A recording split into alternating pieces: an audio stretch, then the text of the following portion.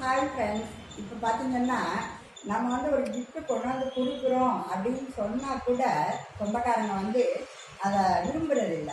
பார்த்தீங்கன்னா ஒரு சின்ன பையன் பிறந்திருக்கான் அப்படின்னு சொல்லி ஃபோன் பண்ணி சொன்னாங்க. நான் அப்படியா அப்படின்னு கேட்டுட்டு வச்சுட்டேன். எங்கள் அம்மா இருக்கு சும்மாவே இருக்காது. அவங்க சொந்தம் அவங்களுக்கு போய் உடனே போய் தங்கத்தில் ஒரு சின்ன மோதிரம் போட்டுருவாங்க. நான் சொன்னேன், தங்க வைக்கிற வேலையில் இது எதுக்கு இந்த இல்லாத வேலையெல்லாம் அப்படின்னு சொன்னால் கேட்குறதே கிடையாது. நீ அந்த ஊருக்கு போறீங்க, அந்த ஊரில் தானே அவங்க இருக்காங்க, அதனால போட்டுருக்கேன். சரி என்ன பண்ணுறது, இவர் மீட்டிங் போகும்போது நானும் இவர் கூட போனேன். அங்கே போய் அந்த பையனுக்கு ஃபோன் பண்ணி தம்பி இந்த மாதிரி உனக்கு குழந்தை பிறந்ததுக்கு மோதிரம் போட சொல்லி எங்கள் அம்மா சொன்னாங்க, கொடுத்து விட்டுருக்காங்க.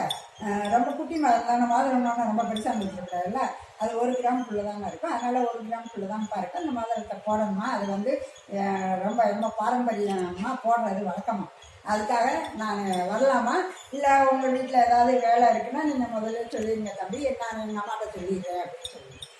அதனாலலாம் ஒன்றுமே இல்லை ஆண்டி, நீங்கள் தாராளமாக எங்கள் வீட்டுக்கு வரலாம் அப்படின்னு சொன்னேன். நானும் சரி பையன் இவ்வளோ இதாக சொல்கிறான், நம்ம வீட்டில் இருக்கிறதா இப்படி இருக்குது, இந்த பக்கத்தில் ரொம்ப பிரியமாக சொல்லுது அப்படின்னு சொல்லி, ஓகே தம்பி கண்டிப்பாக வந்துடுறேன்னு சொல்லி டைம்லாம் ஃபிக்ஸ் பண்ணிக்கிட்டோம். ஆனால் அதுக்கு கொஞ்சம் ஒரு 2 மணி நேரம் கழித்து என்னோடய ஃபோனில் பேசின பொண்ணு சொல்லிச்சு, இல்லையா அவன் அவங்க சொந்த ஊருக்குலாம் அன்றைக்கி போகிறான், அப்படி இருக்கும்போது நீங்கள் மோதிரம் போட போனீங்கன்னு யாருக்கு போய் போடுவீங்க, அவங்க வீடு போட்டியில் இருக்கும். நான் சொன்னேன், இல்லைங்க அவங்க வீடு எங்கே இருக்குன்னு சொல்கிறேன், எல்லாம் சொல்கிறேன், நாளைக்கு வந்துருக்குன்னு சொல்லியிருக்காங்க. இல்லை நாளைக்கு முக்கியமான வேலையாக அங்கே பத்திரம் பதிகிறாங்க அவங்க ஊரில், அங்கே போயிடுவாங்க, நீங்கள் நினைக்கிற மாதிரிலாம் கிடையாது அப்படின்னு அவங்களோட நெருங்கின சொந்தத்தில் சொன்னேன். என்னடா இது இவ்வளோ முக்கியமான விஷயம் இருக்குன்னா நம்மகிட்ட பத்திரம் பதிவு போகிறோம்னு சொல்ல வேண்டியதில்லை, ஏன்னா நான் அவங்க குடும்பத்தில் வரால. அப்படி இருக்கும்போது இல்லாண்டி எனக்கு எங்கள் சொந்த ஊரில் வேலை இருக்குது, நாங்கள் அங்கே போயிடுவோம் அப்படின்னு சொன்னால் நாங்கள் நினைக்கக்கூடாது, நாங்கள் நெக்ஸ்ட் டைம் பார்த்துக்குவோம்ப்பா அப்படின்னு சொல்லிட்டு கொடுத்துட போகிறோம்.